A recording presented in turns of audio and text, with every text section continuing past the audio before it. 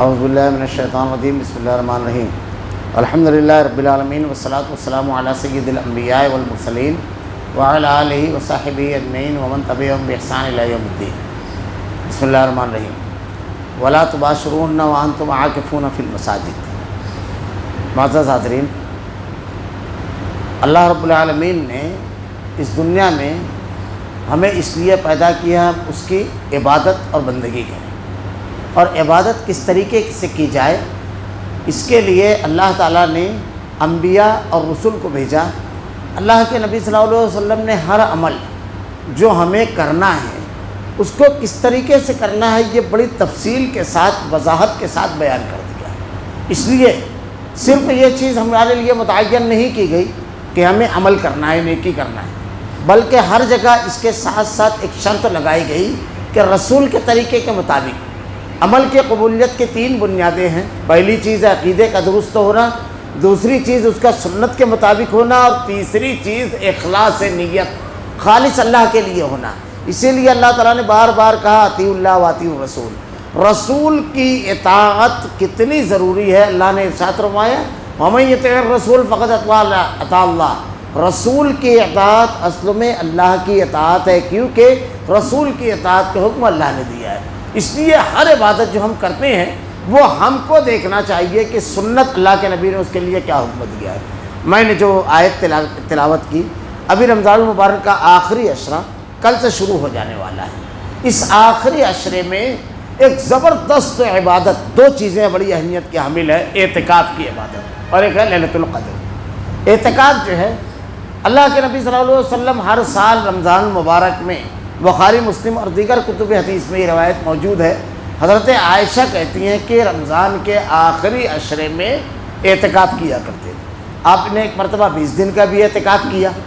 یہ اس وقت جب آپ اس دنیا سے رخصت ہونے والے تو اس سال آپ نے 20 دن کا اعتکاف کیا، اور اللہ کے نبی صلی اللہ علیہ وسلم اس کے اوپر آپ نے مستقل اس کو کیا، یعنی کبھی چھوڑا نہیں ہے اعتکاف کو۔ اعتکاف ہر بستی میں جو لوگ رہتے ہیں اس بستی میں سے اگر چند لوگ یا ایک آدمی بھی اعتکاف کر لیتا ہے تو وہ سب کی طرف سے کافی ہوگا، لیکن اس کا بڑا زبردست اہتمام کرنا چاہیے۔ اعتکاف کے لیے شرط یہ ہے 10 دن کا اعتکاف۔ اعتکاف کی 2 قسمیں ہیں، ایک ہے مسنون اور ایک ہے مستحب۔ مسنون اعتکاف رمضان المبارک میں جو اللہ کے نبی صلی اللہ علیہ وسلم نے 10 دن کیا، اس کے علاوہ جو ہے جیسے مثلا کبھی آدمی اگر نظر مانتا ہے یا کوئی چیز ہے اپنے اوپر واجب کر لیا تو وہ ایک اعتکاف ہے۔ اللہ کے نبی صلی اللہ علیہ وسلم کے پاس حضرت عمر رضی اللہ تعالیٰ عنہ نے آ کر کے کہا اے اللہ کے نبی، میں نے زمانہ جاہلیت میں نیت مانی تھی، نظر مانی تھی کہ اللہ کے نام کا 1 دن کا اعتکاف کروں گا، تو اللہ کے نبی نے کہا اس نظر کو پوری کرو۔ تو ایسی نظر جو جائز ہے اس کو پوری کرنا چاہیے۔ تو 24 گھنٹے کے اعتکاف کا ثبوت یہ ملتا ہے، لیکن عام دنوں میں رمضان المبارک کے علاوہ ایام میں اس کے علاوہ، یعنی اس کے علاوہ اعتکاف کا صحابہ کرام اور اللہ کے نبی سے کہ آپ اس کے علاوہ اعتکاف کیا کرتے تھے، نظر کے علاوہ اور اس کے علاوہ، تو اس کا ثبوت ہے۔ دوسری چیز، اعتکاف جو ہے اللہ کے نبی صلی اللہ علیہ وسلم نے کہا اعتکاف کے لیے شرط یہ ہے کہ آدمی مومن ہو، عقیدہ درست ہو۔ اگر کوئی شخص غیر مسلم ہے، اگر وہ اعتکاف کرتا ہے تو اس کا اعتکاف مقبول نہیں ہے۔ اس کو عاقل بالغ ہونا چاہیے، یعنی اتنا بڑا ہو بچہ کہ تمیز کر سکے، ممیز کر سکے، ایسا بچہ ہونا چاہیے، اور پاک ہونا چاہیے۔ اگر خواتین ہیں تو اس کو حیض و نفاس سے پاک و صاف ہونا چاہیے۔ مسجد کے اندر ہی صرف اعتکاف کر سکتے ہیں، مسجد کے علاوہ جو ہمارے یہاں مشہور ہے کہ خواتین جو ہے وہ گھروں میں اعتکاف کریں، ایسی کوئی حدیث، کوئی کسی صحابی کا قول بھی نہیں ہے کہ گھر میں اعتکاف کریں۔ اللہ کے نبی صلی اللہ علیہ وسلم نے خود، صحیح بخاری کی روایت ہے، قرآن کی آیت ہے وَلَا تُبَاشِرُوهُنَّ وَأَنْتُمْ عَاكِفُونَ فِي الْمَسَاجِدِ، کہ مساجد میں اعتکاف کا حکم دیا گیا ہے کہ جب تم اعتکاف کی حالت میں رہو مسجد میں تو اپنی بیویوں سے مباشرت نہ کرو، اس کی ممانعت کی گئی ہے۔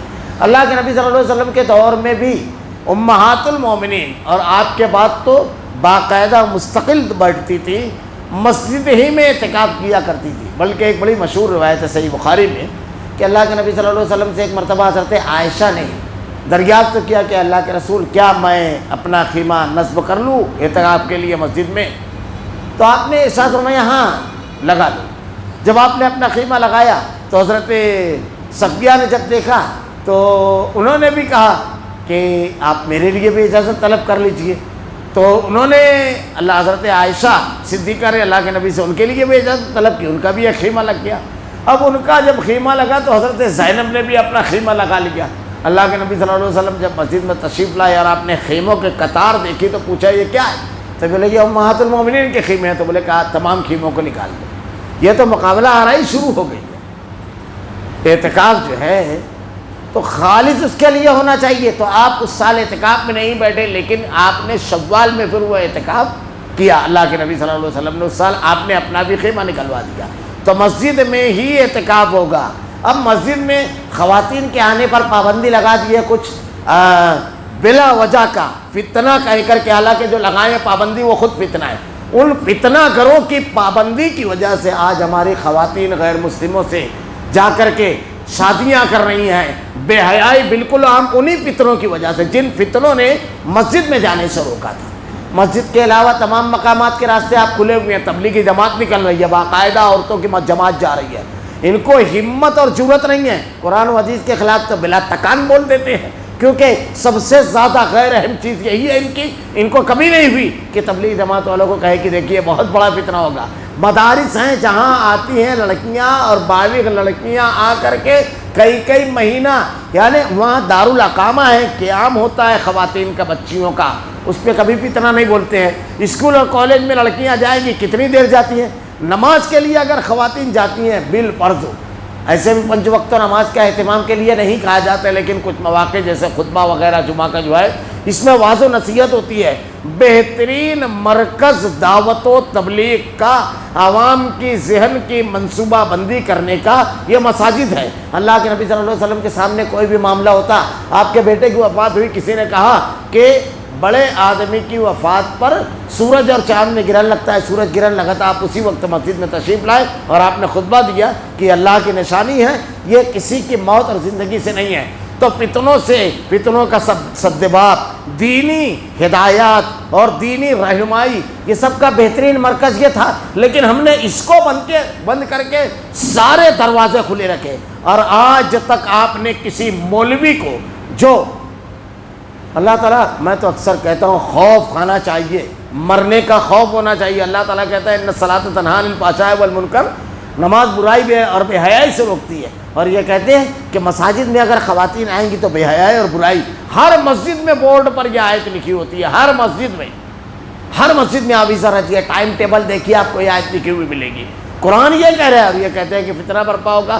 اور انہوں نے کبھی کسی اور معاملے میں، اگر کسی عالم کا خطاب ہے، اعلان ہوگا خواتین کے لیے پردے کا معقول انتظام ہے، اور اب تو درس قرآن کی مجلسیں وہ بھی مقابلہ آرائی کے انداز میں چل رہی ہیں۔ فلاں جگہ درس قرآن کے مسئلے ہیں، وقت جھنڈ کی جھنڈ چھا رہا ہے۔ ابھی برقعے کا مسئلہ اٹھا، خواتین نے احتجاج کیا، پورا ایک اسٹیڈیم بھر گیا۔ ٹھیک ہے، ایک جائز چیز کے حق کے لیے نکلنا چاہیے، لیکن سڑکوں پر جلوس کے لیے نکلے خواتین، علماء کے خطاب میں جائے خواتین، اسکول اور کالجز میں جائے خواتین، مدارس میں جائے خواتین، شادی بیاہ میں جائے خواتین، عرس اور میلوں میں جائیں خواتین، دوسروں اور مال وغیرہ میں شاپنگ کے لیے جائیں۔ ابھی عید کا موقع ہے، بازاروں اور مارکیٹ میں دیکھیے خواتین کے جمگٹے، کہیں فتنہ نہیں ہوگا۔ یہ مولوی منہ سی کر، کیونکہ اس کو ہمت نہیں ہے حق بات کہنے کی، لیکن قرآن کی اور حدیث کی مخالفت۔ اللہ کے نبی کہتے ہیں اگر اجازت طلب کرے تو اجازت دو۔ امام ابو حنیفہ رحمۃ اللہ علیہ اپنی والدہ کو تراویح پڑھانے کے لیے اپنے ساتھ مسجد لے جایا کرتے تھے، خود امام ابو حنیفہ رحمۃ اللہ علیہ۔ حضرت عاتقہ جب برقع وغیرہ لگانے لگتی تو حضرت عمر رضی اللہ تعالیٰ عنہ ان کی طرف دیکھ رہے تھے، یہ آپ کی اہلیہ تھی۔ حضرت عمر رضی اللہ تعالیٰ عنہ دیکھ رہے ہیں تو آپ پوچھتی ہیں کیا؟ تو کہا کچھ نہیں۔ تو کیا کہا؟ میں مسجد جا رہا ہوں۔ بولے چاہیے، اللہ کے نبی نے کہا ہے اگر اجازت طلب کرے تو نہ روکو، اللہ کے رسول نے منع کیا ہے۔ حضرت عبداللہ ابن عمر رضی اللہ تعالیٰ عنہ کے بیٹے نے کہا ہم روکیں گے، آپ نے اس کے بعد موت تک بات نہیں کی اپنے بیٹے سے کہ اللہ کے نبی کہہ رہے ہیں کہ مسجد میں جانے کی اجازت طلب کرے تو ان کو اجازت دو، اور تم کہہ رہے ہو روکیں گے۔ آج کتنے مسائل ہیں جانتے ہیں؟ اس کی وجہ سے کتنے مسائل ہیں. ابھی تو الحمدللہ خبر بامبے وغیرہ کی آ رہی ہے، جو لوگ ہائی وے پر گاڑیاں لے کر کے چلتے ہیں ان کے لیے بھی مسئلہ ہوتا ہے کہ خواتین کے لیے نماز کا مسئلہ ہوتا ہے. اب تو ہائی وے کی جو مساجد ہیں وہاں الگ سے انتظام ہو رہا ہے.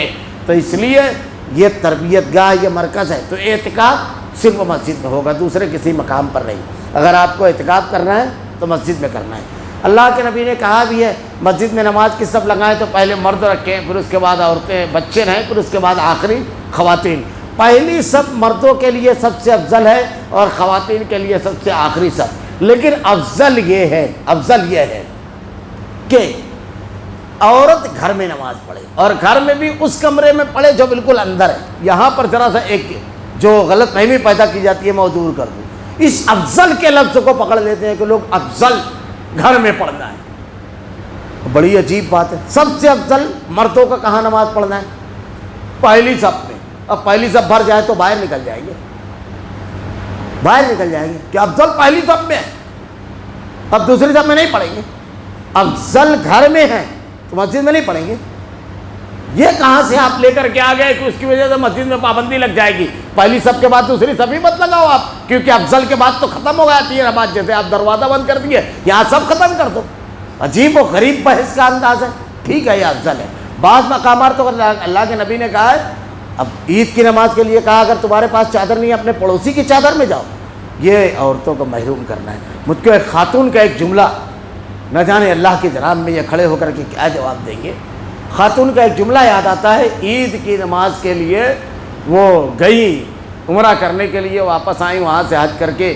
عید کی نماز کے لیے پہلی مرتبہ جب خواتین کے اہل حدیث جماعت کی عیدگاہ پر گئی تو واپس آ کر کے وہ اپنے گھر والوں سے کہتی ہے کہ زندگی میں پہلی مرتبہ مجھ کو لگا کہ میں نے عید منائی ہے، پہلی بار. عید ہے کیا؟ 2 رکعت عید کی نماز آپ پڑھ لیتے ہیں، وہی ہے عید. ورنہ آپ خود عید کا تصور کیا رکھتے ہیں؟ نماز کے بعد تو بس گھومنا اور یہ سب تفریح اور لوگوں سے ملاقات کی سب. عید وہی 2 رکعت، وہ بھی آپ نے چھین لی خواتین سے. اللہ کے نبی کہہ رہے ہیں کہ اگر مخصوص حالت حیض میں ہے تو جا نماز میں نہ شریک ہونا. عید تیری بھی ہے، دعا میں شریک ہو جانا، مصلی سے تھوڑا ہٹ کر بیٹھنا، لیکن وہاں جا ضرور، کیونکہ اللہ تعالیٰ عام نجات کا اعلان کرتا ہے. اللہ کے نبی نے کہا اگر چادر نہیں ہے تو پڑوسی سے برقع مانگ کر کے. خیر، تو اعتکاف صرف مسجد میں کیا جائے گا، یہ مخصوص مقام رہے گا. اعتکاف کا آغاز کب سے کریں؟ اگر آپ کو اعتکاف کرنا ہے تو اعتکاف جس دن کرنا ہے اس دن مغرب سے پہلے مسجد میں داخل ہو جائیں. رمضان المبارک میں مسنون اعتکاف 10 دن کا ہے، لیکن اگر کوئی شخص ہو اس سے کم کرنا چاہے تو اللہ کے نبی صلی اللہ علیہ وسلم سے حضرت عبداللہ بن انیس رضی اللہ تعالیٰ عنہ نے، یہ بخاری وغیرہ میں یہ روایت موجود ہے اور دیگر حدیث کی ابو داؤد وغیرہ میں یہ روایت موجود ہے.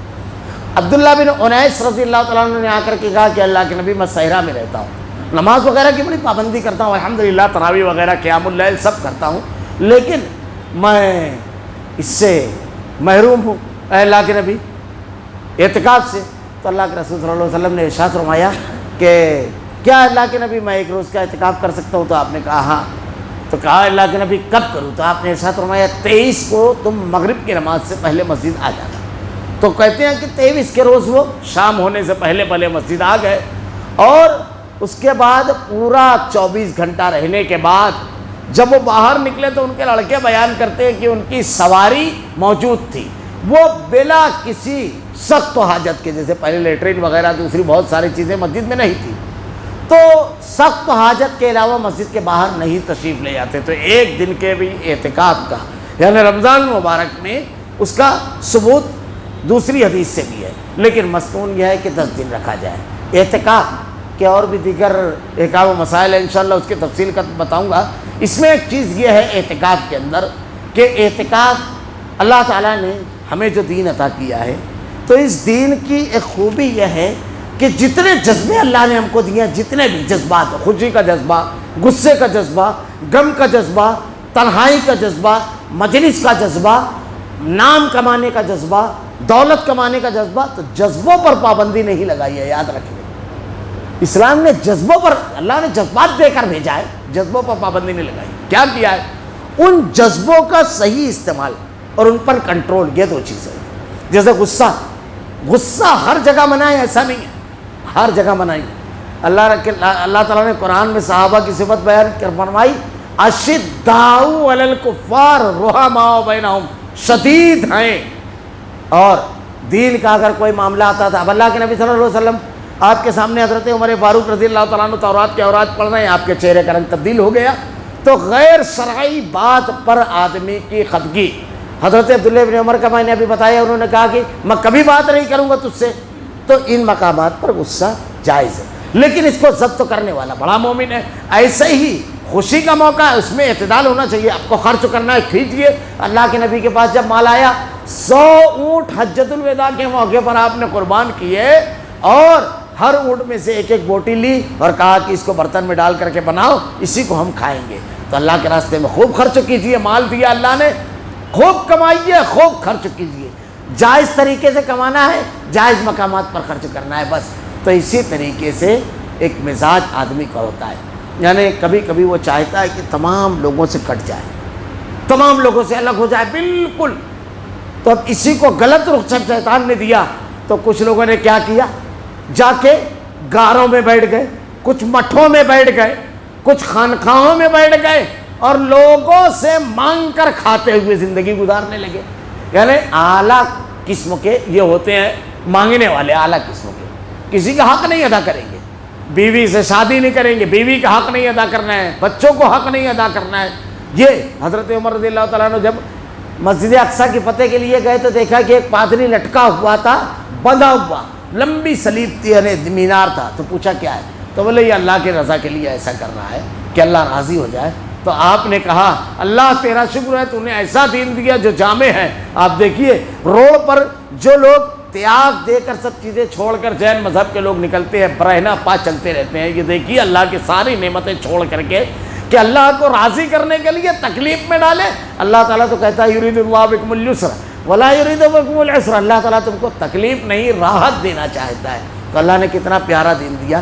تو انسان کی فطرت میں ہے یہ تنہائی، اللہ تعالیٰ نے اس کا بھی علاج ہم کو بتایا ہے کہ اگر آپ 10 دن کا اعتکاف کر سکتے ہو، اور یہ اعتکاف جب رہے گا تو گھر، کاروبار، تمام چیزوں سے آپ کا تعلق بالکل ٹوٹ جائے۔ اس کی بہت ساری بحثیں ہیں اور بھی ہیں، انشاءاللہ کل بتاؤں گا، لیکن اعتکاف میں ایک بنیادی چیز، اعتکاف میں جب آدمی بیٹھے تو اعتکاف میں بیٹھنے کا مقصد اللہ سے انتہائی مضبوط تعلق کو قائم کر لینا، انتہائی مضبوط تعلق، اور اللہ رب العالمین سے توبہ اور استغفار کر کے اپنے گناہوں کا اعتراف کر کر کے رو کر کے ایسی معافی طلب کرنا کہ وہ رحیم و کریم رب معاف کر دے، اپنے آپ کو بدل دینا، اپنی ساری فریاد، اپنی ساری ضرورتیں، سب کچھ اس رحیم و کریم رب کے سامنے رکھ دینا، ہر وقت اس کی تعریف کرنا، اس کی تسبیح، اس کی بڑائی اور اس کی کبریائی بیان کرنا، یہ کیفیت اعتکاف میں ہونا چاہیے۔ معتکف جو ہوتا ہے، دیکھیے جب یہ کیفیت پیدا ہوتی ہے، آپ سمجھ لیجئے کہ اگر توبہ کی حقیقی کیفیت پیدا ہوتی ہے تو سمجھ لیجئے کہ آپ نے اگر ہاتھ اٹھایا اور سر رکھا، آپ دنیا بھول جائیں گے، کچھ نہیں کہہ سکیں گے، صرف آپ کے آنسو نکلیں گے، یہ سب بول جاتے ہیں،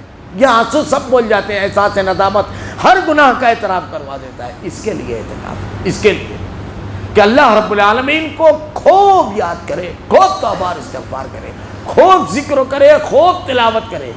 اعتکاف تنہائی کے لیے، بھیڑ بھاڑ کے لیے نہیں۔ ہمارے یہاں آج کل جو ایک فیشن چلا ہے اعتکاف والا، وہ بھی ذرا سا عجیب و غریب سا لگتا ہے کہ اعلان ہو رہا ہے کہ بھائی فلاں حضرت والا وہاں بیٹھ رہے ہیں، وہاں جائیے۔ ہم نے ایک نوجوان سے پوچھا کہ آپ وہاں اعتکاف میں بیٹھے ہوئے تھے، تو کہا حضرت یہ، حضرت وہ۔ میں نے اس سے تقریباً جان بوجھ کر کے 45 منٹ گفتگو کی، 45 منٹ میں حضرت سے آگے وہ نہیں بڑھا۔ تو میں نے کہا آپ حضرت کے مرید بننے اور ان کو ذہنی، ان کے اپنے آپ کو اس کی ذہنی غلامی میں دینے گئے تھے یا اللہ کی بندگی میں؟ معتکف تو وہ ہوتا ہے کہ پہلے دن اعتکاف میں اگر بیٹھا ہو۔ دیکھیے اللہ کے نبی صلی اللہ علیہ وسلم کی حدیث ہے کہ اگر کوئی شخص اعتکاف میں بیٹھے تو اس کے پاس آپ ملاقات کے لیے جاؤ تو اس سے گزارش کرو کہ ہمارے لیے دعا کرو۔ اور معتکف تھوڑی سی بات کر سکتا ہے، اس کی تفصیل کل بتاؤں گا۔ تو معتکف سے آپ پوچھ کے جب وہ اعتکاف میں بیٹھتا ہے اور پہلی مرتبہ توبہ کرتا ہے یا جب بھی توبہ کر کے وہ ہٹتا ہے تو اس کی کیا کیفیت ہوتی ہے؟ اللہ کی عظمت اس کے دل میں، وہ اللہ اللہ کرتا ہے، یہ ماحول تنہائی چاہیے، مجلس نہیں، مدرسہ نہیں چلانا ہے آپ کو، کہا بھائی ذکر و سلوک ہوتا ہے، یہ سکھاتے ہیں وہ سکھاتے ہیں، اس کے لیے سال بھر رہتا ہے۔ یہاں بندگی سیدھی کرنا ہے، رب کو راضی کرنا ہے، اس کے لیے ہے۔ تو اس لیے اعتکاف میں بیٹھنے کا جو مقصد ہے، نیت کے ساتھ ساتھ وہ بھی شامل حال رہے، اور اس کے تمام لوازمات کے ساتھ انشاءاللہ اس کے جو مسائل ہیں مزید، کہ اس میں کیا کیا کر سکتے ہیں اور کیا کیا کرنے سے اعتکاف متاثر ہوتا ہے، اور مقصد ليلۃ القدر کی تلاش سے ليلۃ القدر میں کون سی عبادت کرنا ہے اس کے تفصیلات بیان کریں گے کل۔ اللہ رب العالمین سے دعا ہے کہ رب العالمین جو بھی عبادت کی توفیق دے، الہ العالمین خالص تیرے نبی کے بتائے ہوئے طریقے کے مطابق کرنے کی توفیق دے۔ اللہ جو عبادت کا مقصد رب العالمین ہے وہ مقصد حاصل کرنے کی توفیق دے۔ رب العالمین رمضان المبارک کے آخری ایام بالکل بس آمد ہے، الہ العالمین رب العالمین توبہ کرنے کی توفیق دے۔ رب العالمین اپنے گناہوں کا اعتراف کرنے اور آئندہ نہ کرنے کا عزم کرنے کی توفیق دے۔ رب العالمین الہ العالمین رمضان المبارک کو الہ العالمین نجات والا مہینہ بنا دے۔ اللہ ہمارے بزرگ نہ جانے کتنے اس دنیا سے گزر گئے، رب العالمین کسی کے والدین، کسی کے بھائی، کسی کی ماں، کسی کے باپ، اللہ ان کو مغفرت فرما رب العالمین الہ العالمین رب العالمین رمضان المبارک کے ان آخری ایام کو عبادتوں سے بالکل سجا سورا رمضان بنا دے۔ رب العالمین الہ العالمین ہمارا خاتمہ ایمان پر فرما۔ ربنا لا تزغ قلوبنا بعد إذ هديتنا وهب لنا من لدنك رحمة إنك أنت الوهاب۔ سبحانك اللهم وبحمدك أشهد أن لا إله إلا